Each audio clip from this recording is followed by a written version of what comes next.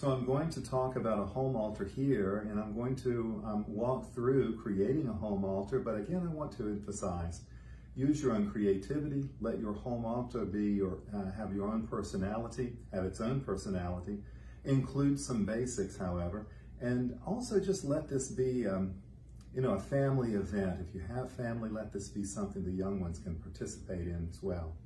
I'm going to start by using this old flower chest that was in my grandmother's house for years and years. It's a beautiful old antique. And I'm going to go ahead and place a covering on it. And because this is such a simple piece of American furniture, I'm choosing something very simple to place over it. You may want to use veils, you may want to use different colors, you may want to drape them so that they're folded. Use your own imagination. And you may say, you know what, the wood of our home altar is so pretty, I'd rather not drape it at all. Just your imagination, everything is involved. So I have a covering. I like this image of a star, it reminds me of Epiphany. And the first thing I'm going to do is I'm going to place our paten or plate with our home-baked bread on it and a chalice. Now these are gifts of mine, so they're special to me, and as you use a home altar or create one, use personal items. You can bake your own bread. I've sent the recipe to you at St. John's, but you may just choose to use your own bread. If you have a loaf of Wonder Bread even, place a loaf there, place bread there. We're using a large single cup, but you may want to use small glasses filled with wine for each person. It doesn't matter, but place them in the center of the altar. The altar was originally a place for sacrifice, and it reminds us of Jesus' love for us. Now I want to use a cross, and you can use anything for a cross. Your imagination, it can be limitless. I'm using a candle holder with the image of a cross in it, and the candle is lit. You might be able to see that. But you know, your child may wish to cut a cross out of paper, construction paper with plants or leaves. You may wish to just lay a cross flat on the table or standing up. It's all up to you. In my family, we really like music. I'm going to place these two personal items here, an angel and also another figure with an instrument. And they're going to be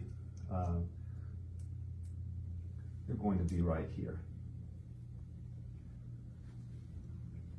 And you know, you can also always use some kind of a living plant, flower. Again, just a reminder of the life of Christ.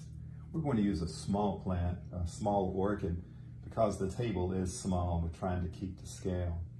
And so we have an orchid to remind us of the life of Christ, the life of the church, the life of the gathered community.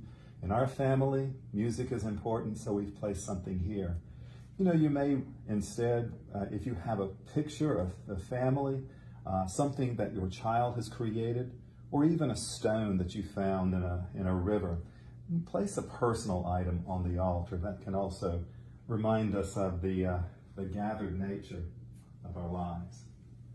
And you'll want to have a candle. The light of a candle reminds us of the light of the redeeming Christ and God's love for all humanity.